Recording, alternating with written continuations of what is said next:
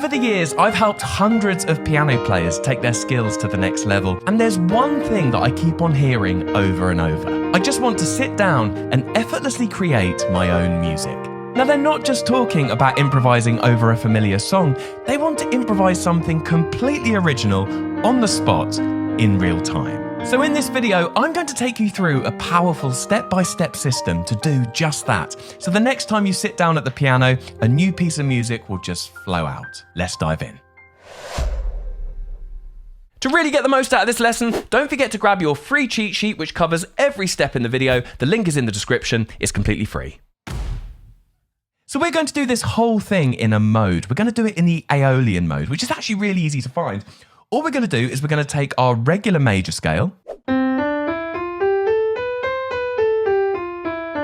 We're doing this in the key of C, so that's my C major scale. And we're going to change 3 of the notes. We're going to flatten the 3rd, we're going to flatten the 6th, and we're going to flatten the 7th. So the E natural becomes an E flat, the A natural becomes an A flat, and the B natural becomes a B flat. So if I put that all together, there's our Aeolian mode. It's also known as the natural minor. It's all the same thing. So before you move on to the next step, just make sure you have that scale really secure in both hands. You need it in your right hand and also in your left hand as well. Now the next step is to create some kind of harmonic palette that we can play about with. And we're going to do this with our left hand. We're going to be playing 2 notes at the same time. We're going to be doing a 5th interval. And the reason why it's called a 5th interval is because there are 5 notes between the top note and the bottom note. Watch. 1, 2, 3, 4, 5. Now remember, we're only using notes from that scale. And what we're going to do is we're going to go through the whole scale in fifths. Okay, so watch this.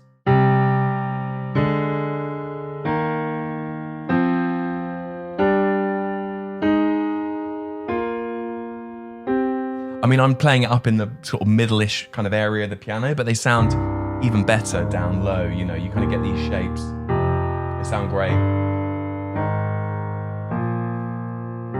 Now, you don't have to play them in order. Here's the thing. You can kind of mix it up. I might decide to start on the C and G, but then I can kind of go to whatever ones I want. I'm probably going to avoid that one there. I don't really like that one as much. It's a tritone interval. I'm not going to kind of play about with that.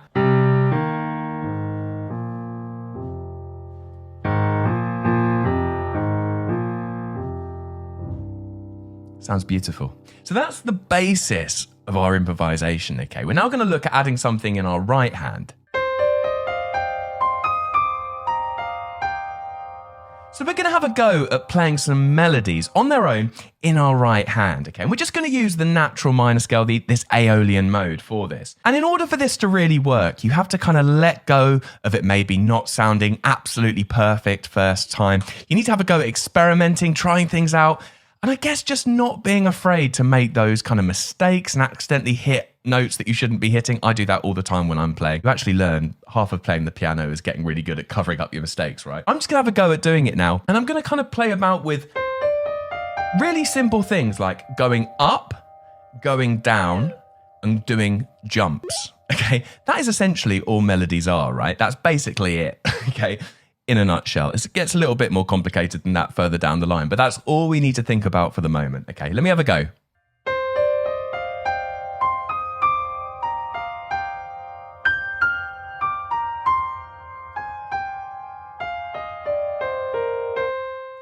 All I'm doing is I'm playing around with ideas using notes from that scale. I'm thinking about kind of doing some little jumps, then coming down and then going back up again. I'm not even thinking in a tempo. I'm just playing completely freely using the notes from that scale. Let me have one more go and just see what comes out.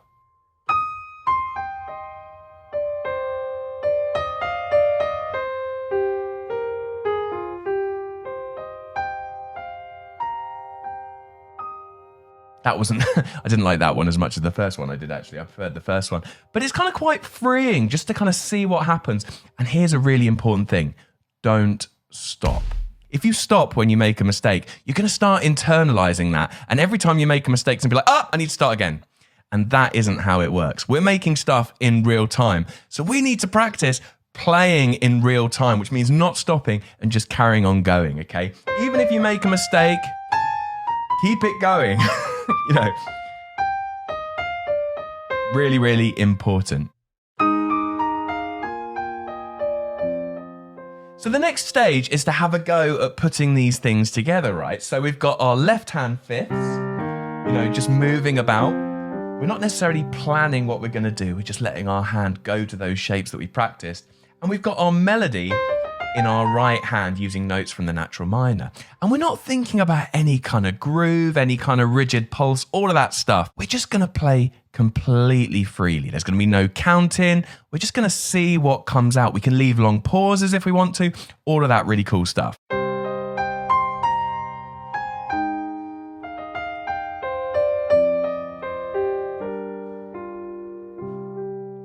The reason why I've shown you this natural minor scale is because all of the notes in the natural minor work with all of those notes in your left hand, those fifth intervals. It's very hard, a famous last word, to play a melody that doesn't sound good over those fifths, right? They kind of all work. Watch. They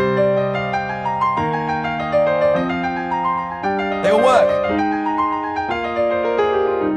You see, it's just a way. It's kind of a one-size-fits-all scale that you can use, particularly when using those fifths in your left hand as well. Notice I'm not using that one to remember the D and the A flat, but I am using all of the rest. Now, just one little tip for you. I keep on coming back to these two notes, right? I've got a C and a G, and C and a G in the key of C minor, which is the kind of key we're in for this, is the root and the fifth. They're really strong notes in the keys. They kind of keep things really centered. If you keep on coming back to those notes every now and then, it's really going to kind of center what you're doing. Let me have another go at improvising something, and I'll show you what I mean. See the C and the G there? Back to the C.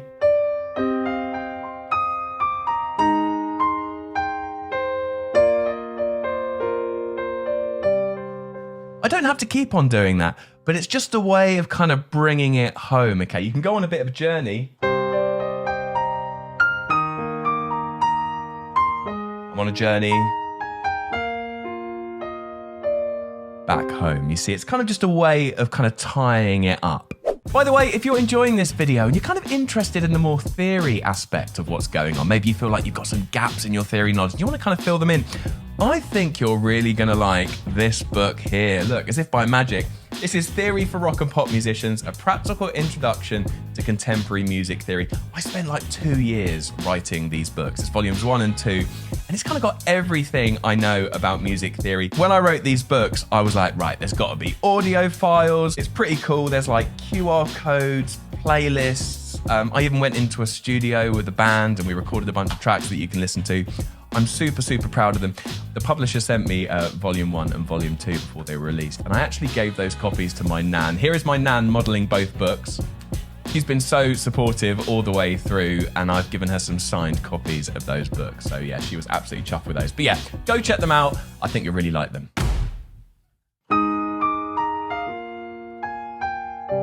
Okay, so we're now at the point where we've got those fifths going on in our left hand. We've got some melodies in our right hand that we're just kind of improvising. We're not worrying too much about what we're playing. We're just experimenting. But so far, we've been playing it out of time. It's free. It's what we call like free playing, right? And I think the next step is to try and get it into some kind of tempo. Let me give you an example of what this sounds like.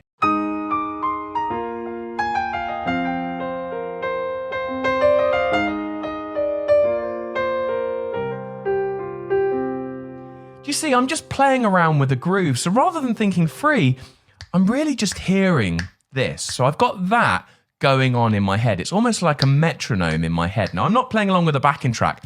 I'm having to generate all of this myself, okay? So the first thing I do is I choose what tempo. I'm going to choose something like this kind of tempo. I think of this like a kind of medium-ish kind of tempo. And what I'm doing now, I talk about this all the time, right? You've got to hear the subdivision. The subdivision are the beats in between the beats. So rather than 1, 2, 3, 4, you hear 1 and 2 and 3 and 4 and a. And if you subdivide again, you hear 1E and a 2E and a 3E and a 4E and a. I've just got that going on all the time in my head, and that's what's kind of giving me that drive. Now, if you're doing this, you might want to choose a little slower tempo. It's completely up to you. But just begin by seeing if you can play your left hand with that groove and just keep locked in. The most important thing is to play something on the beats, right? Never play sort of not on one of the subdivisions or on a beat. It's better to play the wrong notes on a beat or a subdivision than to play in between the beats and you not be locked in, okay? That's my personal opinion, okay? Here we go, 1, 2, just my left hand on its own.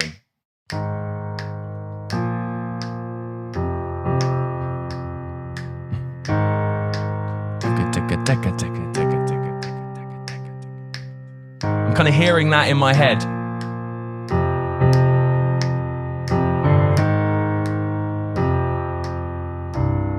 You see, I've just got that going on all the time. I mean, I'm clicking along. That's a really, really great thing to do, but you don't have to do that. Just see if you can really lock in with kind of an inner pulse, okay? Now, let me see if I can do the same thing with my melodies, right? Let's have a go. 1, 2, 3.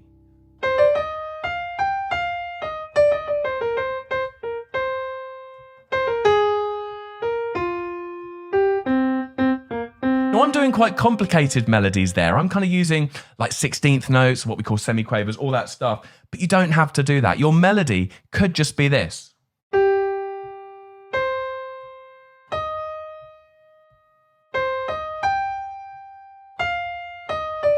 You know, it doesn't have to be complicated, okay? But I'd get both kind of hands working independently. See if you can improvise your left hand, improvise your right hand, then have a go at putting them together.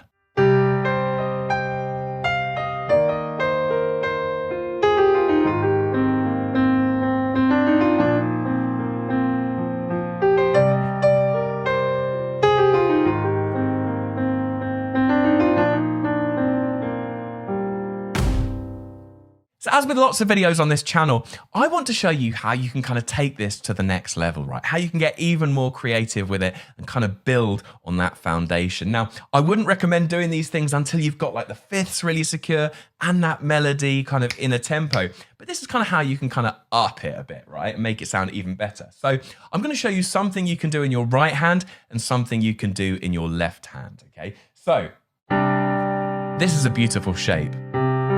It's one of my favorite shapes. I call this like a ninth voicing. We've got like, if that's a C there, so I've got a G and a D.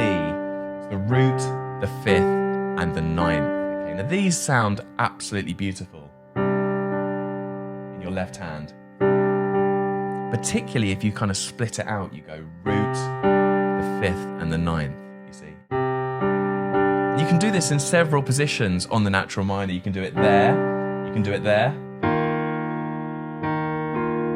You can do it on the F, you can do it on the A flat, and you can do it on the B flat. If you're wondering why you can't do it on the D, it's because we've got this tritone thing here. It just doesn't sound as good, and you can't really do it on the G as well because again, you've got that tritone. So I'm only doing it on the C, the E flat, the F, the A flat, and the B flat. But you can kind of generate these kind of really strong accompaniment patterns, like.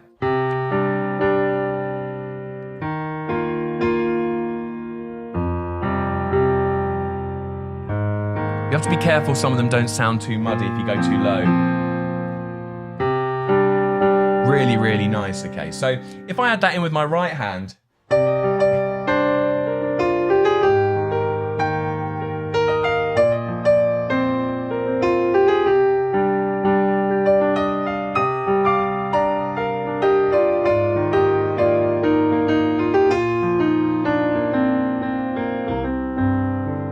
it's just like a way. And that ninth, it's just a really kind of unexpected note. If you compare it to this, that's kind of quite, it's all notes from the triad. But that ninth, it just adds a little bit of color, which is so, so beautiful. So that's that ninth shape you can use in your left hand. And you don't have to use that all the time. You can literally just bring it out occasionally to add a little bit more color and kind of inject something else into what you're playing.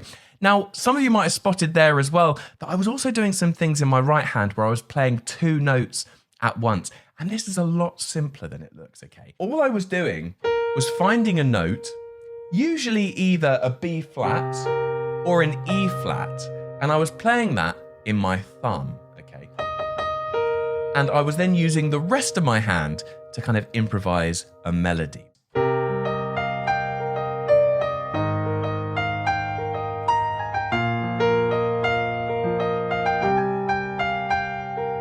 You see, I'm just using that B flat in my right hand to kind of occasionally punctuate my melody, okay?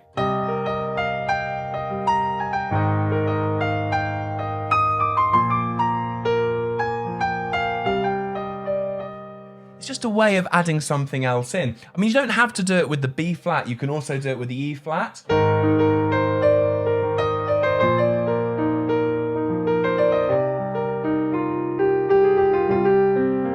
That wasn't as good as the first one I did, but you get an idea, right? This is it. You have to just play around and see what comes out. Don't be afraid to make those mistakes.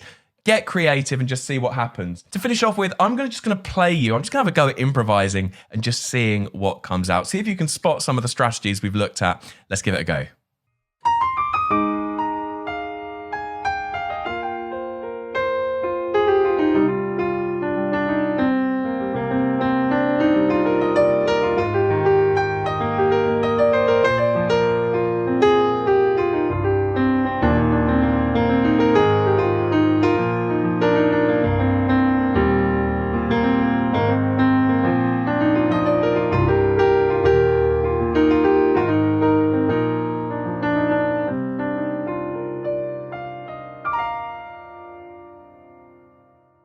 Now, I know there were some extra little bits going on there, but you can see the basis of it is basically what I've shown you. You've got the fifths in the left hand. I'm improvising using the natural minor. I was occasionally putting those ninth voicings in. I was using my thumb to kind of add a bit of rhythmic stuff in my right hand.